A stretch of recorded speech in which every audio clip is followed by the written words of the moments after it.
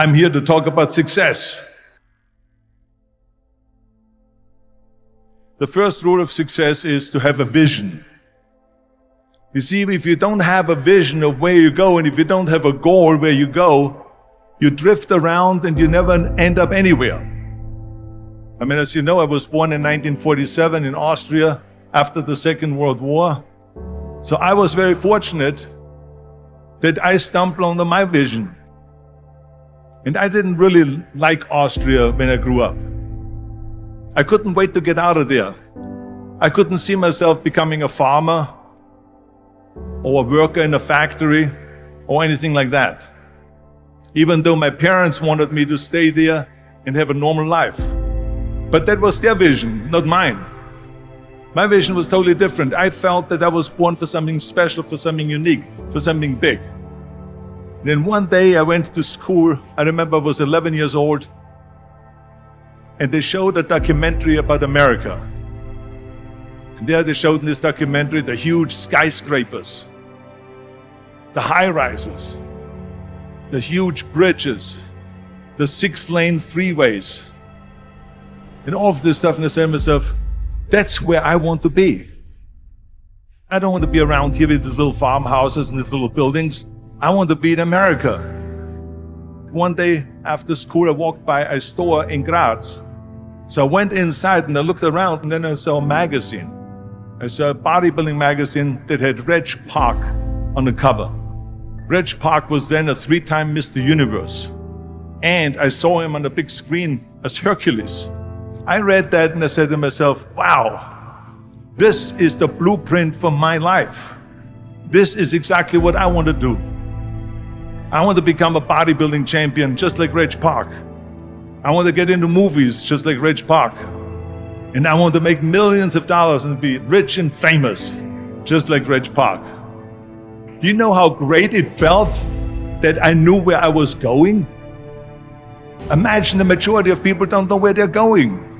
I knew where I was going, that I'm going to become this bodybuilding champion just like him.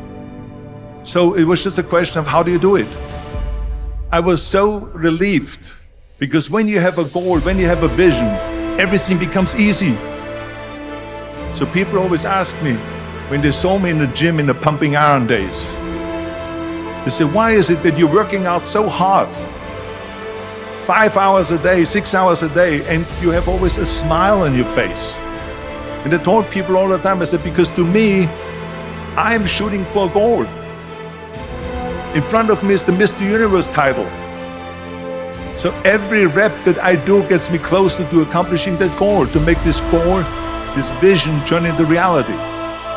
Every single set that I do, every repetition, every weight that I lift will get me a step closer to turn this goal into reality.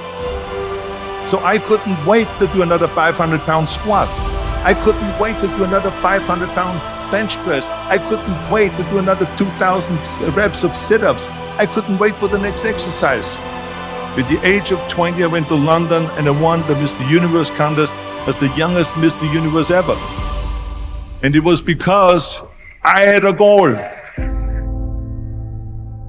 So let me tell you something, visualizing your goal and going after it makes it fun.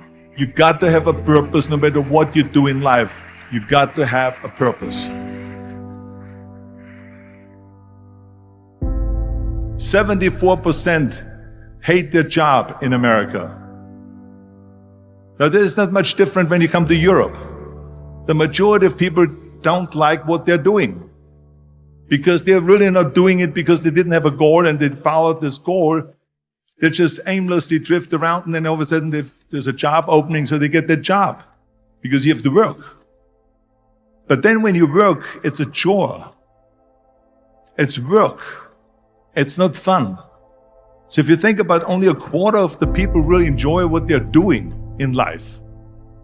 That is unbelievable if you think about it. So I felt so blessed that I knew what I was doing. It's like a medical student that studies and knows he wants to become a doctor. You know where to go. And the same thing is also in politics. I remember that in politics, I had a very clear vision that I will be the leader of California. This is as far as I could go because I was not born in America, so I could not run for president. So being the governor of the fifth largest state, the largest state, the fifth largest economy in the world, was for me really the ultimate title, the ultimate accomplishment in politics. So even though people came up to me and says, why don't you go and run for something smaller, you're never gonna make it. I ran for governor, and then 2 months later I became governor of the state of California. Again, because I had a very clear vision what I'm gonna do with California. So that's rule number 1, have a vision. Rule number 2 is, don't listen to the naysayers. Don't listen to the naysayers.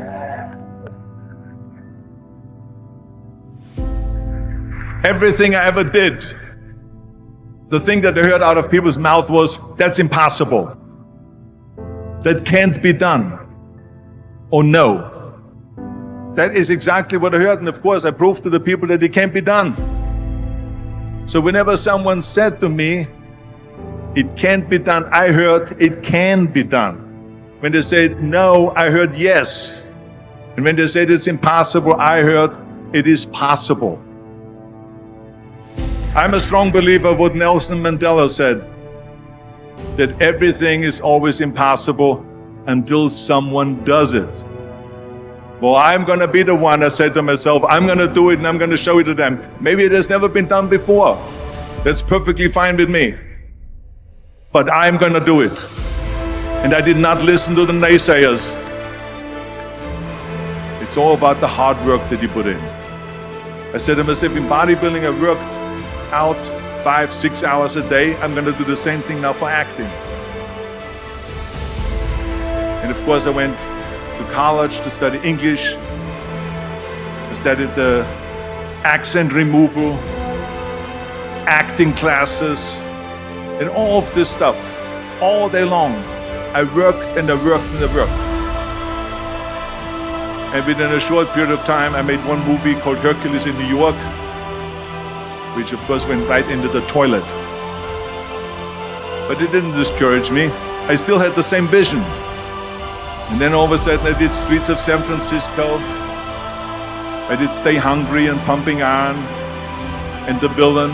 And then all of a sudden I was asked by Dino De Laurentiis and the Universal Studio to star in Conan the Barbarian. And after I did Conan the Barbarian, the director at the press conference said to the press, the director was John Milius. He said to the press, if we wouldn't have had Arnold, we would have had to build one. So think about that. The very body that they said can never be sold because the time is wrong. A few years later, I'm doing Conan the Barbarian, and it was the #1 hit at the box office when it came out in the summer of '82. Think about that. And the director says, if we wouldn't have had his body, we would have had to build one. So all of a sudden, my body became an asset, not a liability. And the same thing was with Terminator. After we were finished filming Terminator, Jim Cameron said to the press, if Arnold wouldn't have had that accent and talked like a machine, I think the movie wouldn't have worked. So think about that. The body and the accent that they attacked was an asset. But I didn't listen to those losers. I didn't listen to them at all. It's just the reality of it is that you cannot listen to the naysayers. So this is a very important lesson for all of you. So when someone says, no, this is a stupid idea, you in your mind, you don't have to say it, but in your mind just say this of you asshole. What do you know?